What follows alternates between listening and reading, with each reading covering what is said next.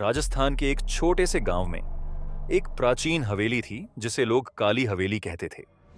उस हवेली के बारे में कई भूतिया कहानियां प्रचलित थीं।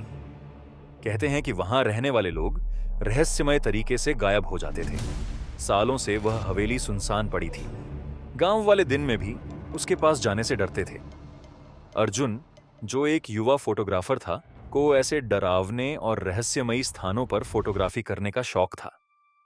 जब उसने काली हवेली के बारे में सुना तो उसे वहां जाने की इच्छा हुई। गांव वालों ने उसे बहुत रोका, पर वह नहीं माना। अर्जुन ने सोचा कि यह सब अफवाहें हैं। अर्जुन अपने दोस्तों रोहन और स्नेहा के साथ उस हवेली की ओर निकल पड़ा। हवेली के पास पहुंचते ही उन्हें वो एक अजीब सा सन्नाटा महसूस हुआ। चारों ओर घने पेड़ थे और हवेली पर धूल और बेलों की मोटी परत जमी थी। उसकी दीवारों पर अजीब से निशान थे जो किसी प्राचीन तंत्र मंत्र का आभास कराते थे। तीनों ने तय किया कि वे रात को हवेली में रुकेंगे और हर कोने की तस्वीरें खींचेंगे। हवेली के अंदर घुसते ही उन्हें अजीब सी गंध महसूस हुई। चारों ओर अंधेरा और टूटे फर्नीचर के अलावा कुछ नहीं था। अचानक स्नेहा को एक कमरे से हंसी की आवाज सुनाई दी। तुमने सुना?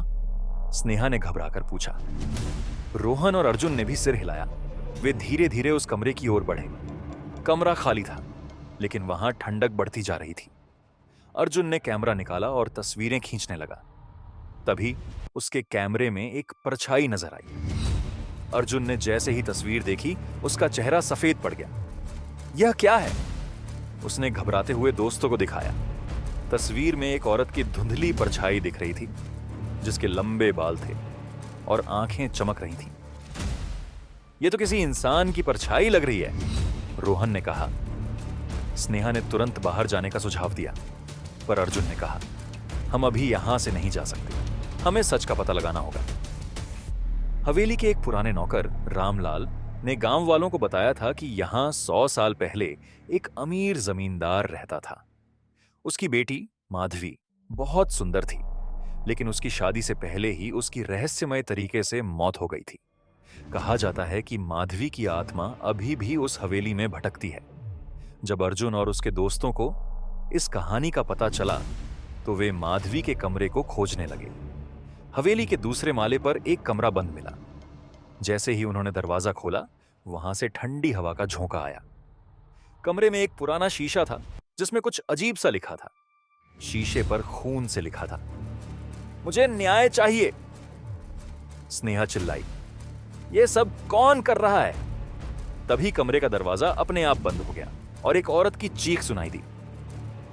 अर्जुन ने दरवाजा खोलने की कोशिश की, लेकिन वह अंदर से बंद हो चुका था।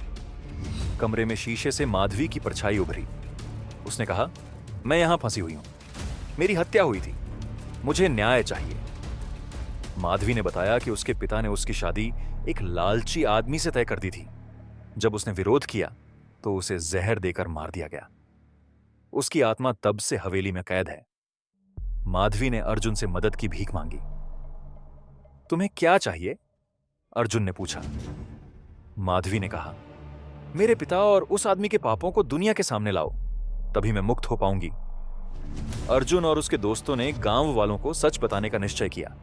उन्होंने माधवी की कहानी रिकॉर्ड की और सबूत इकट्ठा किए। पर जैसे ही वे हवेली से बाहर निकले, हवेली में आग लग गई। अर्जुन ने देखा कि माधवी मुस्कुराते हुए हवेली के साथ गायब हो गई। गांव वाले अर्जुन की बहादुरी की प्रशंसा करने लगे। काली हवेली का रहस्य सुलझ गया था और माधवी की आत्मा को शांति मिल गई। पर अर्जुन और उसके दोस्त उस दिन के बाद कभी किसी भूतिया जगह पर नहीं गए। यह कहानी हमारे अंदर के डर और इंसानी पापों की सच्चाई को उजागर करती है। कभी कभी आत्माएं न्याय की प्रतीक्षा करती हैं और उनके न्याय से पहले वे मुक्त नहीं हो सकती। अगर यह कहानी अच्छी लगी हो तो हमारे चैनल को सब्सक्राइब जरूर करें।